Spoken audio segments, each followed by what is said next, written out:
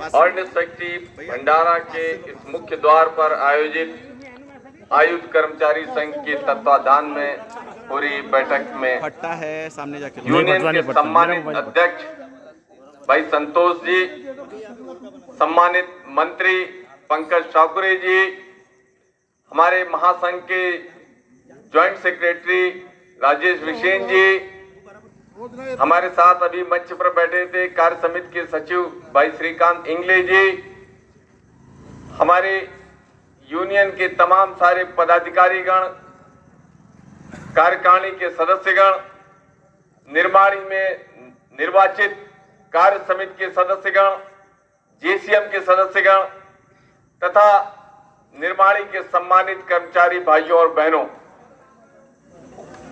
आज नए वर्ष में पहली मीटिंग है निर्माणी के इस द्वार पर। मैं अपनी तरफ से, अपने संगठन की तरफ से आपको और आपके पूरे परिवार को नव वर्ष की हार्दिक शुभकामनाएं प्रेषित करता हूं। नया वर्ष आप सबके जीवन में खुशहाली लाए, उमंग लाए। वर्ष 2024 जो कैलेंडर वर्ष है 1 जनवरी 2024 से शुरू हुआ है, उसके लिए आप सबके लिए शुभकामनाएं।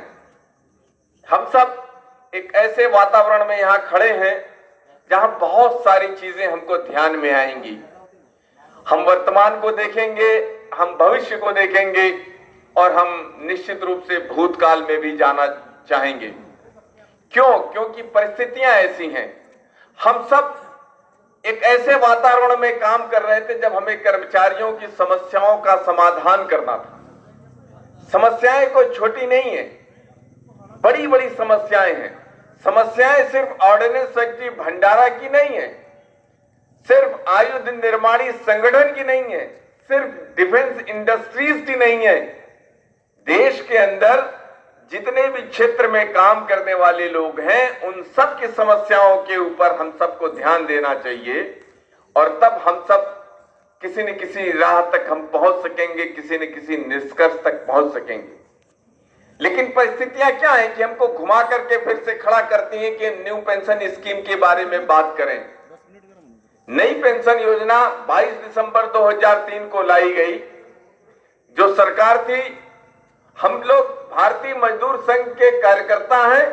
हम बार बार ये कहते हैं कि हम पॉलिटिकल न्यूट्रल लोग हैं।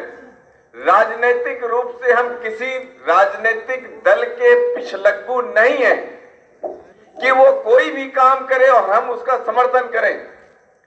राजनीतिक पिछलग्गू नहीं होने के कारण हम सरकार की नीतियों का रिस्पॉन्सिव कोऑपरेशन करने वाले लोग हैं। सरकार अगर अच्छा काम करती है तो हम उसका समर्थन करते हैं। हम ट्रेड यूनियन में वे लोग नहीं जो किसी अच्छे काम को भी तारीफ नहीं कर सके। ये दूसरों की मजबूरी है।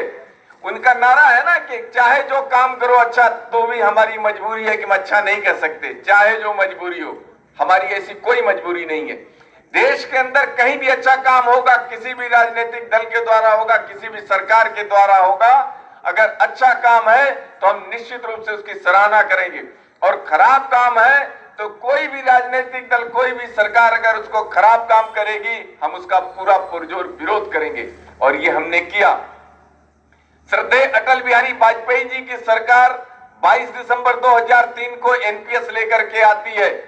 एक नए तरह के वातावरण में कर्मचारियों का विभेद किया जाता है। एक ऐसे कर्मचारी जो 1/1/2004 के पहले भर्ती हुए, उनको ओल्ड पेंशन स्कीम मिलेगी और जो 1/1/2004 के बाद भर्ती हुए, उनको न्यू पेंशन स्कीम मिलेगी। कर्मचारियों में दो तरह के विभक्तीकरण किया गया। हमारे मंत्रालय के अंदर, रक्षा मंत्रालय में, जो सेना में जो लोग हैं, उनको ओल्ड पेंशन स्कीम मिलेगी और जो सेना के बाहर के लोग हैं उसको न्यू पेंशन स्कीम मिलेगी। इन परिस्थितियों को हम सब ने समझा और हमने इसका पूरा विरोध किया। हमने ये नहीं देखा कि उनकी राजनीतिक विचारधारा क्या है, वो किस दल और लोगों से जुड़े हुए हैं, उनकी राजनीतिक पृष्ठभूमि क्या है। हमने ये देखा कि न्यू पेंशन स्कीम कर्मचारियों के हित में नहीं है, इसके लिए हमने संघर्ष किया। और यहाँ जब दूसरे लोग ये कहते थे, अभी कुछ दिनों पहले आपने कुछ बड़े अपने ट्रेड यूनियन लीडर्स की बातें सुनी होंगी, जिसमें उन्होंने कहा कि हमको तो सरकार ने ये कहा था कि न्यू पेंशन स्कीम बहुत अच्छी है, हम इसको समझ नहीं पाए, लेकिन हम किसी गफलत में नहीं रहे, हम किसी गलतफहमी का शिकार नहीं हुए। हमारा वरणगांव के अंदर अधिवेशन था 2007 में, हमने उस अधिवेशन में एक रेजोल्यूशन पास किया और वो रेजोल्यूशन था कि ऐसी कोई स्कीम हमें स्वीकार नहीं जो सीसीएस पेंशन रूल्स 1972 के अधिकारों को हमें नहीं देती हो। हम सिर्फ और सिर्फ सीसीएस पेंशन रूल्स के सभी अधिकारों को चाहते हैं, इसलिए 2007 में हम इसको लेकर के आते हैं, इस रेजोल्यूशन को, और सरकार के सामने पूरा पुरजोर विरोध करते हैं। एक सरकार जाती है, दूसरी सरकार आती है। हमारे साथियों ने कहा कि हमारे सामने एक टेंट लगा हुआ है, लोग बैठे हुए हैं INDWF के और AIDF के।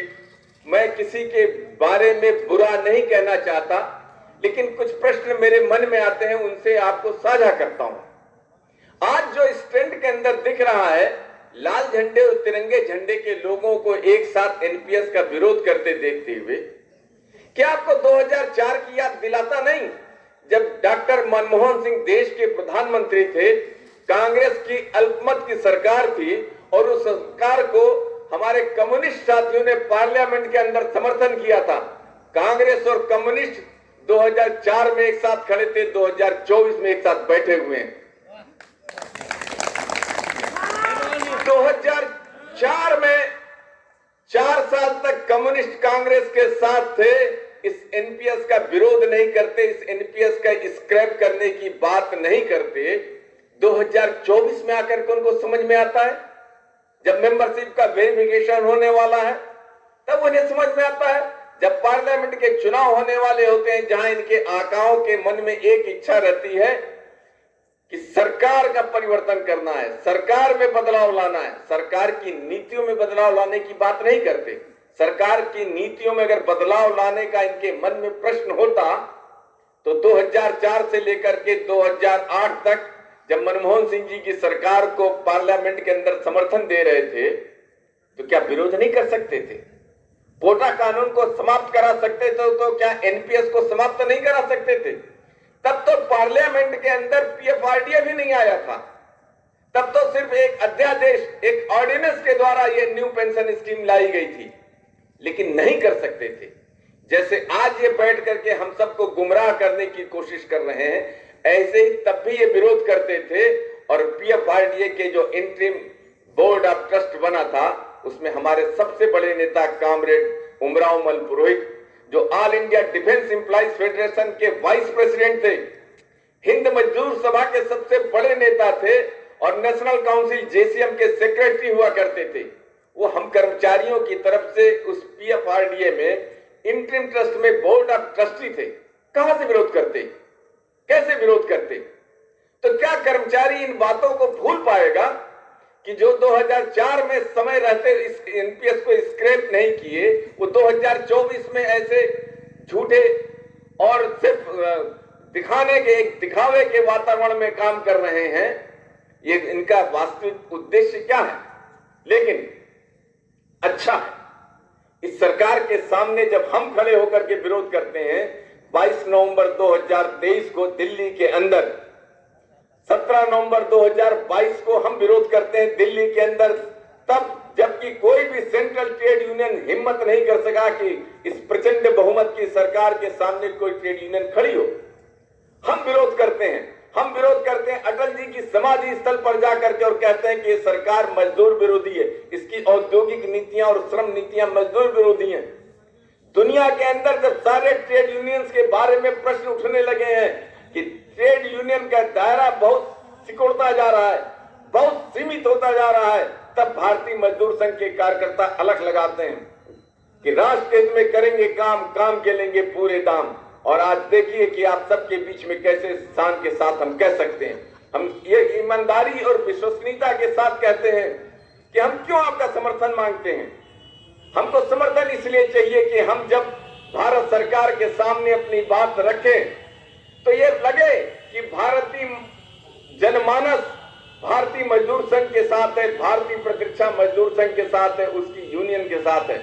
अगर हम कोई बात रखते हैं तो ऐसा लगना चाहिए चाहिए कि ऑर्डिनेंस फैक्ट्री भंडारा के प्रत्येक कर्मचारी की आवाज भारतीय मजदूर संघ के कार्यकर्ता दिल्ली तक पहुंचा रहे हैं और इन जो समस्याएं हैं उनके समाधान के लिए अगर कोई ईमानदार और सशक्त प्रयास करता है तो वह भारतीय मजदूर संघ है, भारतीय प्रतिरक्षा मजदूर संघ है और भंडारा में आकर के आयुक्त कर्मचारी संघ है।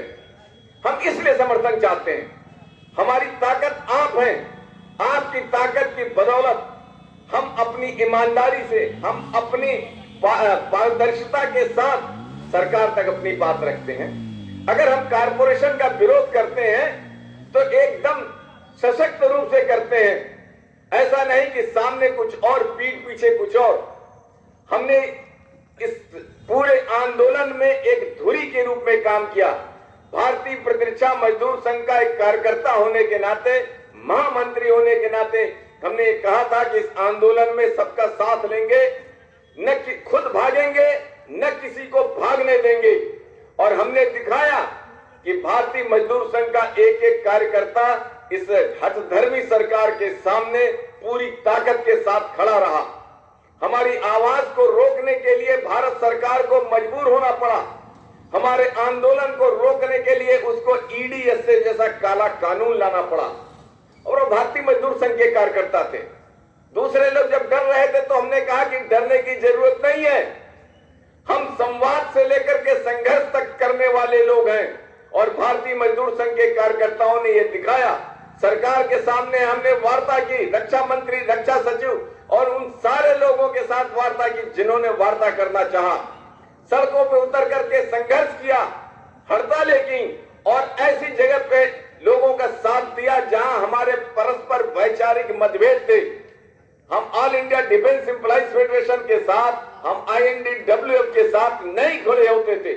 हमारे वैचारिक मतभेद थे, हमारी कार्यप्रणाली में अंतर था, लेकिन मजदूरों को हितों को संरक्षित करने के लिए ये जरूरी था कि हम अपने मतभेद को भुला करके, अपनी पारिवारिक पृष्ठभूमि को भुला करके हम सब संघर्ष करें। और लेकिन हम सफल नहीं होते इस कारण कि कुछ लोगों को एक गलतफहमी हो जाती है कि वो सरकार का समर्थन करेंगे तो सरकार में बैठे हुए लोग उनको या उनके भाई भतीजों को किसी को मेंबर ऑफ पार्लियामेंट बना सकते हैं या MLA और MP का टिकट दे सकते हैं। भारतीय मजदूर संघ के कार्यकर्ता के मन में कोई भी शंका नहीं है, क्योंकि भारतीय मजदूर संघ में कोई राजनीतिक व्यक्ति नहीं रह सकता। भाजपा का एक भी व्यक्ति भारतीय मजदूर संघ का कार्यकर्ता पदाधिकारी नहीं हो सकता। उसको चुनना होगा या तो भारतीय जनता पार्टी या राजनीतिक दल चुने या भारतीय मजदूर संघ चुने। हमने भारतीय मजदूर संघ को चुना है। हम जानते हैं कि राष्ट्र को परम वैभव की तरफ ले जाने के लिए भारतीय मजदूर संघ का होना बहुत जरूरी है। इसलिए हम भागे नहीं। हमने पूरी कोशिश की कि हमारे साथी भी भागने न पाए, लेकिन उनके निहित स्वार्थ थे। उनकी वजह से मैं उनकी आलोचना नहीं करना चाहता, लेकिन उनसे प्रश्न तो पूछना चाहता हूं ना कि आपकी ऐसी क्या मजबूरी आ गई कि जब भारतीय मजदूर संघ खड़ा है इस आंदोलन में तो आपको क्या जरूरत थी इस कारपोरेशन को समर्थन करने के लिए? कोई आवश्यकता नहीं थी। सारे कर्मचारी जगत की निगाहें शर्म से झुकी हुई थी उस दिन, जिस दिन आपने रक्षा मंत्रालय के अंदर सरकार का समर्थन किया। बात ये भारतीय मजदूर संघ या AITF INDWF की नहीं है, बात ये ट्रेड यूनियंस की विश्वसनीयता की है, ट्रेड यूनियंस की पारदर्शिता के ऊपर है, हमारी सत्य निष्ठा के ऊपर एक प्रश्न चिन्ह लगा कि क्या ट्रेड यूनियन के हम लोग ऐसे ही अपने कर्मचारियों के साथ गद्दारी करते रहेंगे? भारत माता की क्या यही हमको बताया गया? ये हजारों और लाखों कर्मचारी हमारी एक आवाज पर दसियों दिन तक दिन रात बिना खाए पिए समर्थन में थे। उन्होंने ये भी नहीं देखा कि वो ट्रेड यूनियन के मेंबर हैं कि नहीं मेंबर हैं, वो एसोसिएशन के मेंबर हैं या JWM हैं या किसी अन्य पद पे हैं। उन्होंने हमको पूरा समर्थन दिया। तो क्या हमको जरूरत थी हम सरकार का समर्थन हासिल करते? हम मजदूर के लोग हैं, मजदूरों के द्वारा हमको सिर्फ और सिर्फ मजदूरों का समर्थन चाहिए था और यही मजदूरों का समर्थन आज भी हमको जरूरत है। सरकारें आएंगी और सरकारें जाएंगी। इस देश ने बहुत सारी सरकारों को आते हुए और जाते हुए देखा है। लेकिन हम ट्रेड यूनियन के लोगों की अपनी जिम्मेदारी है, उससे भाग नहीं सकते। हम जब सड़कों पर उतर के संघर्ष कर रहे थे और सफल नहीं हुए तो हमने अपनी जिम्मेदारी को महसूस किया और हम कोर्ट में कर गए ईडीएसए के खिलाफ, उस काले कानून के खिलाफ जिसमें कहा गया था कि अगर ऑर्डिनेंस फैक्ट्रीज या डिफेंस के अंदर आप हड़ताल करेंगे तो 1 साल की सजा होगी और जुर्माना होगा। अगर आप हड़ताल का समर्थन करेंगे तो आपको दुगने समय की जेल और दुगना जुर्माना होगा। उस ईडीएसए कानून के खिलाफ हम सुप्रीम कोर्ट के अंदर जाते हैं और एक एसएलपी दायर करते हैं। उस एसएलपी में हम अपनी बातों को रखते हैं और सुप्रीम कोर्ट कहता है कि आप ईडीएसए के अगेंस्ट में हाई कोर्ट में जाइए। फिर हम हाई कोर्ट जाते हैं और हाई कोर्ट में जाने के बाद हाई कोर्ट ये कहता है कि आपकी जो रिट है इनफेक्चुअस हो जाती है, क्योंकि ये ईडीएसए का कानून सिर्फ 1 वर्ष के लिए बना है और ये 1 वर्ष हो गया, सरकार इसको आगे नहीं बढ़ाती है। तो इस तरह से भारतीय मजदूर संघ और भारतीय प्रतिरक्षा मजदूर संघ अपनी जिम्मेदारी को पूरी तरह से महसूस करता है। दूसरी तरफ जब हम इस आंदोलन में कूद पड़े थे और हम अपनी जिम्मेदारी को महसूस कर रहे थे कि आयुध निर्माणियों का वास्तविक स्वरूप में बने रहना राष्ट्रहित में जरूरी है। हमारे ध्येय वाक्य में लिखा रहता था राष्ट्रहित, उद्योग हित, मजदूर हित, तो उसमें राष्ट्र को हमने प्राथमिकता दी। हमसे सेक्रेटरी बार बार कहते थे कि आप बताओ आप मजदूरों के लिए क्या चाहते हो। हमके मजदूरों के ब्रेड बटर की लड़ाई नहीं है, कर्मचारी नेताओं के किसी सुख सुविधा की लड़ाई नहीं है।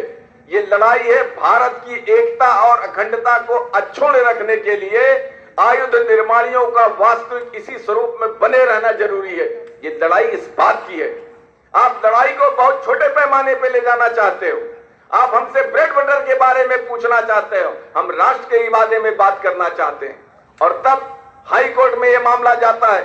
हम हाई कोर्ट दिल्ली में जाते हैं, इस कारपोरेशन के अगेंस्ट में एक संघर्ष करते हैं और हाई कोर्ट दिल्ली ये कहता है वहां पर गवर्नमेंट की तरफ से जो भी रिजॉइंडर्स दाखिल किए जाते हैं उनको हाई कोर्ट पढ़ता है और हाई कोर्ट ये कहता है कि भारत सरकार ने जो आश्वासन दिया है कि कर्मचारियों की सेवा शर्तों में कोई परिवर्तन नहीं होगा, इससे हम संतुष्ट हैं और भारत सरकार को अधिकार है कि वो नीतिगत फैसले ले सके, इसलिए यहां पर यह मामला समाप्त किया जाता है।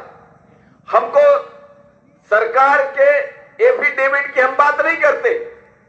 हाई कोर्ट ने जो अपना वर्डिक्ट में कहा, उसके अपने जजमेंट में जो 3 अगस्त 2023 को निकला, उसके पैरा नंबर 38 में लिखा उन्होंने कि मैं आपको पढ़ के बता देता हूं। This court does not find any reason to interfere with the policy decisions of the government of India, especially in light of the fact that the interest of employees has already been protected. Therefore, no case for interference is made out in the present case. ये Delhi high court ने कहा। हम all India defence employees federation की तरह से नहीं बात करते कि हमने मद्रास हाई कोर्ट में केस लगाया, रिट पिटीशन नंबर 19,674 2021 में। आप 19,674/2021 एआईडीएफ का केस है, इसको सर्च करिए। आप सबके हाथ में आज स्मार्टफोन है, अभी आप चेक करके देखिए। इसमें लेटेस्ट पोजीशन जो लिखी होगी एआईडीएफ के केस के बारे में, वो है 10 नवंबर 2021, अगली तारीख है। ये क्या 2021 चल रहा, 22 चल रहा, 23 चल रहा, 2021 की नेक्स्ट डेट है। इसका मतलब कि कुछ बात ऐसी है जो उनके अपने कार्यकर्ताओं से छुपाई जा रही है। हमको विश्वास में लेने की जरूरत नहीं है। हो सकता है कि हम उनके विरोधी हों, हम उनके आलोचक हों, यह हमारे लिए मायने नहीं रखता। लेकिन all India defence employees federation के हजारों हजार कार्यकर्ता हैं। जैसे आप हमारे कार्यकर्ता हैं, आप हम पे विश्वास रखते हैं, ऐसे जरूरी है कि all India defence employees federation के कार्यकर्ता अपने लीडर से पूछें, आप बताओ कि ये ऐसा नेट पे लिख करके क्यों आ रहा है। हाई कोर्ट की वेबसाइट पे लिखा हुआ है कि 2021 अगली तारीख है, अक्टूबर 2021 में। इसके बाद क्या हुआ? और आप बार बार ये बताते हो कि गवर्नमेंट ने अपने रिजॉइंडर में ऐसा लिखा। गवर्नमेंट के रिजॉइंडर्स का कोई वैल्यू नहीं है। आज कुछ और लिखेंगे, कल कुछ और लिखेंगे। हाई कोर्ट ने क्या लिख करके दिया आपको कि आपकी सेवा शर्तें सुरक्षित रहेंगी? या हाई कोर्ट दिल्ली ने सिर्फ और सिर्फ भारतीय प्रतिरक्षा मजदूर संघ के जजमेंट में लिखा, हमारे मुकदमे में लिखा 3 अगस्त 2023 को। यह विश्वसनीयता की बात है। अगर हम कुछ कह रहे हैं तो पूरी ईमानदारी और जिम्मेदारी के साथ कह रहे हैं। मैंने आलोचनाओं में न जाते हुए, लेकिन कुछ प्रश्न है कार्यकर्ताओं के मन में। कार्यकर्ताओं के मन में यह है कि लाल झंडे ने एक सर्कुलेट किया है एक बुकलेट। उसमें अपने इतिहास की बातें लिखी हैं कि हम 1955 में पहले फेडरेशन बन करके आए और हमारे साथ गद्दारी करके INDWF बना। INDWF ने गद्दारी की या नहीं की, ये जवाब देना INDWF का काम है, जिनके कार्यकर्ता आज यहां इनके साथ बैठे हुए हैं। मुझे सिर्फ इतना कहना है कि जहां से आप इतिहास निकाल करके लाते हो, वहां यह लिखा हुआ है कि all India defence employees federation पहला फेडरेशन नहीं था जो 1955 में बना।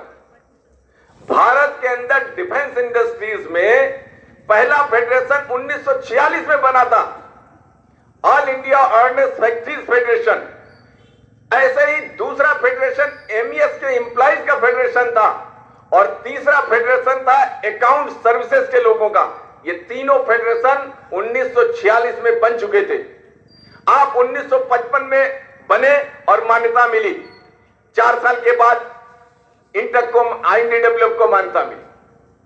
1955 से लेकर के इंटरग्रेड रेशियो, जो आज हम लोग बात कर रहे हैं, जो इंडस्ट्रियल एम्प्लॉई के इंटरग्रेड रेशियो की, कि इंटरग्रेड रेशियो परिवर्तित होना चाहिए। 1955 से लेकर के 16/10/81 को इंटरग्रेड रेशियो रिवाइज हुआ इंडस्ट्रियल एम्प्लॉइज का। कितने साल लगे आपकी मान्यता के बाद इंटरग्रेड रेशियो बनने में? भारतीय प्रतिरक्षा मजदूर संघ को मान्यता मिली 3 फरवरी 2000 को, और हमारे मान्यता मिलने के बाद सरकार कौन सी थी ये मायने नहीं रखता। हमने 20 मई 2003 को इंटरग्रेड रेशियो रिवाइज कराया। उसको न केवल 20/5/2003 से रिवाइज कराया, बल्कि 1196 से उसको बैक डेट से इंप्लीमेंट कराया। ये हम काम करके आए। आप काम की बातें आप बताते हो, जब 70 साल से आप उनके परिचय को पढ़िए। उन्होंने एक मामले में कहा कि इस मुद्दे को हम 55 साल तक संघर्ष किए। यह उपलब्धि नहीं है। हमारा मानना है कि ट्रेड यूनियन में कुछ लोग ऐसे हैं जो समस्याओं का समाधान नहीं होने देना चाहते, जो चाहते हैं कि समस्याएं बनी रहें तब तक जब तक कि कोई अगला मुद्दा ना आ जाए। क्योंकि कर्मचारी की अगर समस्याएं नहीं रहेंगी तो कर्मचारी उनका साथ नहीं देगा। और भारतीय मजदूर संघ का यह मानना है कि समस्याओं का समाधान किया जाए। समस्याओं के साथ हम जीवित रहने वाले लोग नहीं हैं। हम मरीज नहीं चाहते, हम मरीज का इलाज करके उसको स्वस्थ बनाना चाहते हैं। यह बुनियादी फर्क है हमारे में और उनमें। हम 55 साल तक लेकर नहीं चलना चाहते समस्याओं को।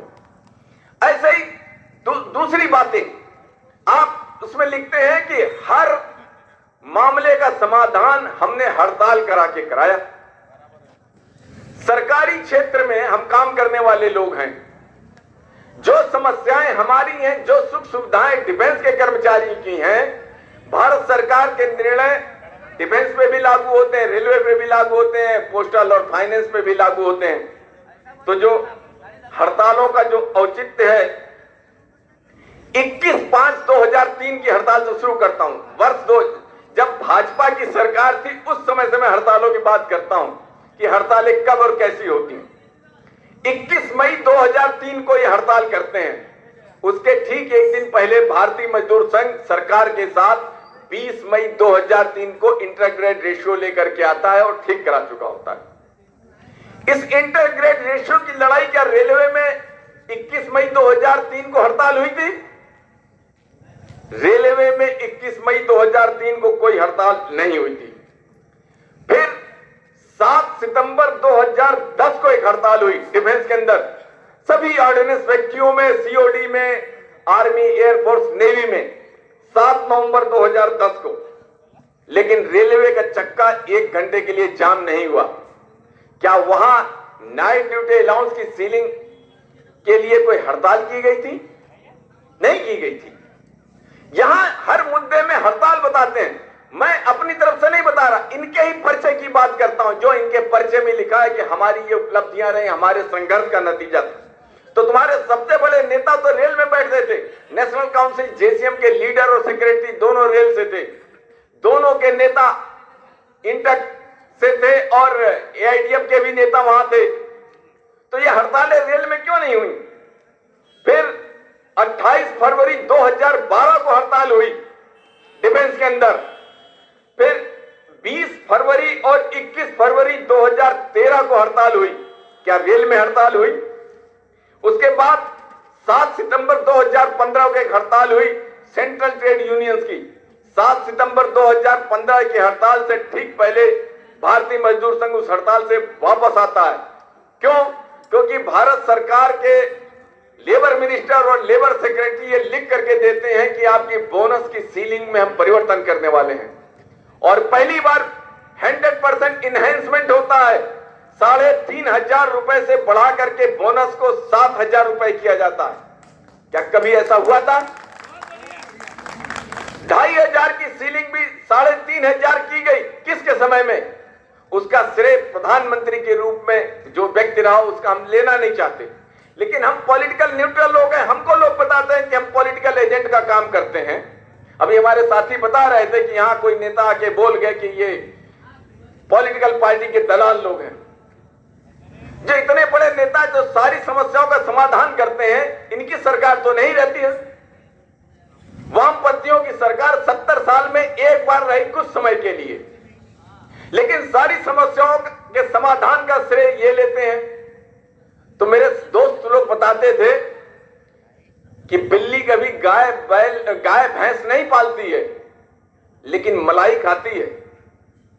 गाय भैंस पालने का काम ग्वाले करते हैं, तो गाय भैंस कोई और पालेगा और हमारे कामरेड साथी ऐसे ही मलाई खाएंगे और बताएंगे कि सारा काम हम कर रहे हैं। कोई गलतफहमी मत रखिए। हम लोग बहुत आदर और सम्मान के साथ काम करना चाहते हैं, आपके साथ मिलकर के काम करना चाहते हैं। आप हमारी बखिया उधेड़ने का काम करते हैं, हमको अपमानित करने का काम करते हैं। आप बताओगे कि हम 60 साल 70 साल से यहां काम कर रहे हैं। जेसीएम के अंदर बैठ करके तय करते हैं रक्षा मंत्रालय में कि अब जेसीएम 4th लेवल पे प्रोपोर्शनेट बेसिस पे पार्टिसिपेशन होगा। क्यों होगा भाई? जब पहले पिछले इतने वर्षों से जेसीएम में 2-2 सीटें मिली हुई हैं मान्यता प्राप्त महासंघों को, तो और 2 सीट मिली है वर्क कमेटी को, तो आप फिर इसको विवाद क्यों पैदा करना चाहते हैं? उनको गलतफहमी होती है कि भारत सरकार के सामने all India defence employees federation जो भी बात रखेगा, सरकारी अधिकारी उसको मानने को मजबूर होंगे। हमने कहा कि अब ऐसा चलने वाला नहीं है। आपके दिन गए ऐसे। जो कानून सम्मत होगा सिर्फ और सिर्फ वही की करने दिया जाएगा। डिफेंस सेक्रेटरी के सामने हमने बात रखी कि अगर जेसीएम की स्कीम में वर्क्स कमेटी का कहीं जिक्र हो तो आप वर्क्स कमेटी का प्रतिनिधित्व दीजिए।